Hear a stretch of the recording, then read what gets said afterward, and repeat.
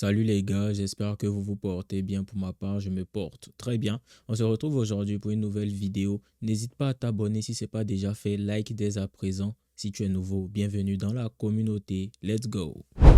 El Professeur. Abonne-toi champion. Les gars, aujourd'hui on va parler d'un sujet qui requiert toute ton attention.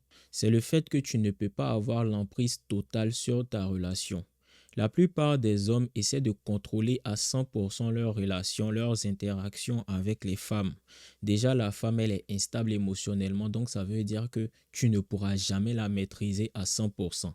Mais au-delà de ça, tu ne pourras jamais avoir une emprise totale sur ce que tu ne peux pas contrôler à 100%.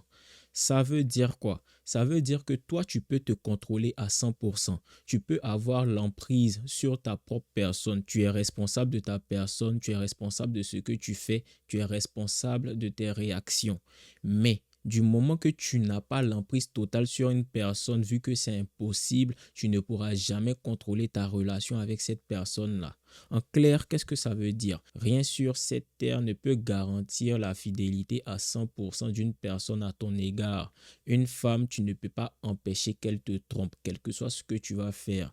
Tu peux minimiser les risques qu'elle te trompe, mais si une femme a envie de te tromper, par exemple, elle va te tromper. Si une femme a envie de mal se comporter vis-à-vis de toi, elle va mal se comporter. Tu ne peux pas maîtriser à 100% les actions de quelqu'un d'autre. Par contre, toi, tu peux te maîtriser à 100%.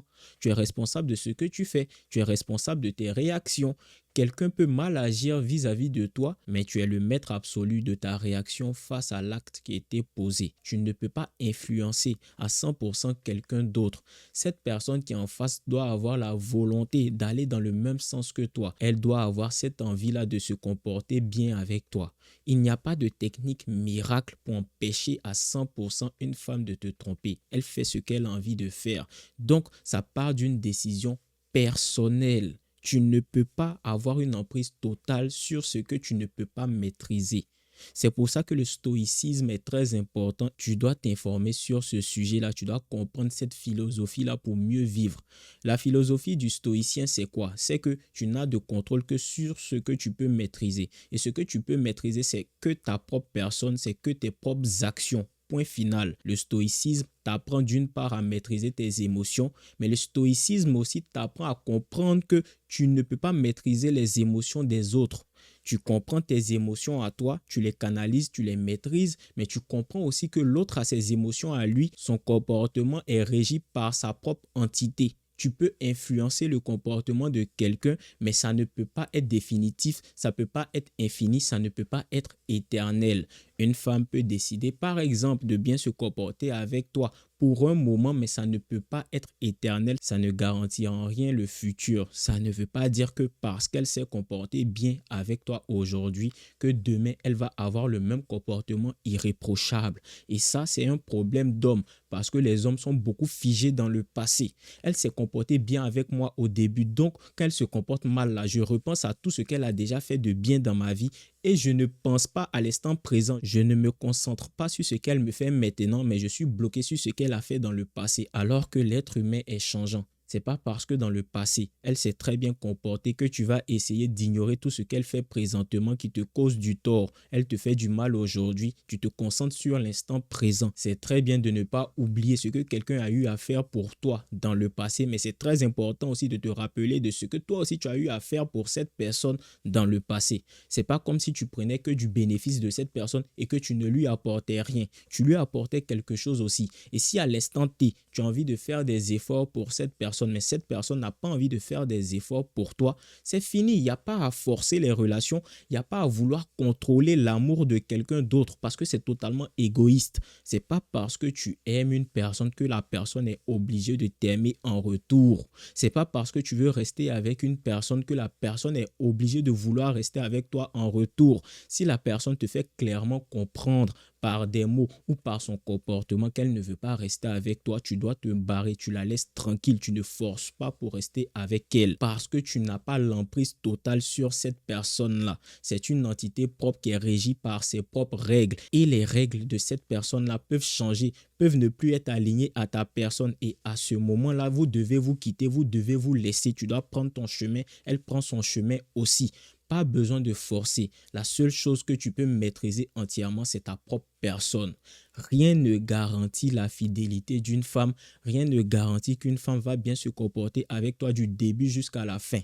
N'empêche, tu peux te protéger. Tu peux anticiper et tu peux faire en sorte de minimiser les risques qu'elle se comporte mal vis-à-vis de toi. Et c'est ce que je t'apprends ici. Je ne t'ai jamais dit que tout ce que tu vas appliquer là te garantit qu'une femme ne va jamais te tromper, mal se comporter avec toi. Néanmoins, ça va minimiser les risques qu'elle te trompe, qu'elle se comporte mal avec toi et surtout, quand elle va partir de ta vie, tu vas comprendre que c'est son choix à elle, c'est sa décision à elle. Et toi, par rapport à cette décision-là, qu'est-ce que tu dois faire? C'est avoir une réaction positive.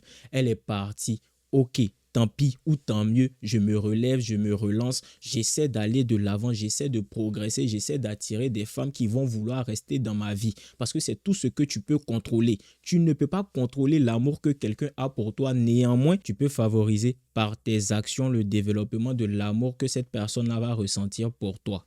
En réalité, tout ce que tu peux faire, c'est influencer l'autre. Tu peux l'influencer dans sa décision, mais tu n'es pas maître des décisions des autres. Il faut que tu comprennes ça. Tu es la seule personne dont tu peux avoir la maîtrise à 100%.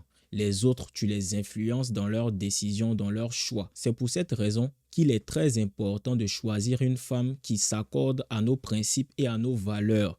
C'est beaucoup plus dur de prendre une femme qui ne correspond pas à nos principes et nos valeurs, essayer de la changer, plutôt que de prendre une femme qui correspond directement aux principes et aux valeurs qu'on défend. Pour la simple et bonne raison que cette personne-là, ses choix, ses décisions personnelles seront alignés par rapport à ce que nous, on veut. C'est simple à comprendre. Tu ne peux pas prendre une Djanju et essayer de la changer en fille bien. Par contre, prendre une fille bien qui s'aligne par rapport à ce que toi tu recherches aura plus de facilité à s'aligner par rapport à tes besoins, tes désirs à toi aussi. C'est comme ça qu'il faut comprendre la chose tout simplement. Quand une femme aussi décide de rester fidèle, c'est par rapport dans un premier temps à ses propres principes.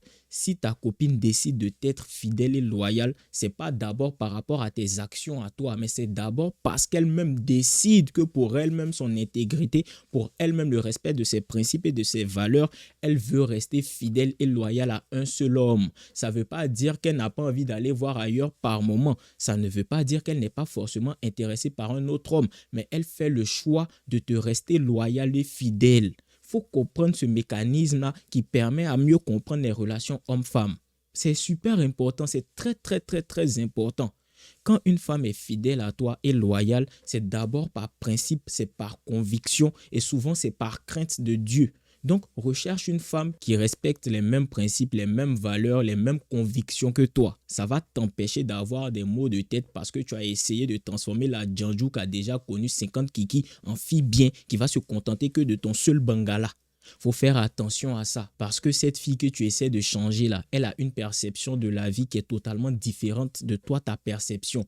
Elle peut essayer de se calquer par rapport à toi pour un moment afin d'avoir ton attention, ton temps, ton amour. Mais à un moment donné, je peux t'assurer que ça va clocher, ça ne va plus pouvoir s'aligner, vous n'allez plus pouvoir être sur la même longueur d'onde, quelle que soit la cause, quel que soit comment ça va se faire, vous allez devoir vous séparer. Tu vas souffrir de la rupture parce que tu vas essayer de la changer entre-temps. Tu vas beaucoup t'investir, tu vas pardonner énormément de choses, tu ne vas pas pouvoir jouir pleinement de ta relation et à la fin, tu vas avoir mal et ta souffrance sera très très intense parce que tu as essayé de contrôler quelque chose qui est incontrôlable vu que ce n'est pas toi-même.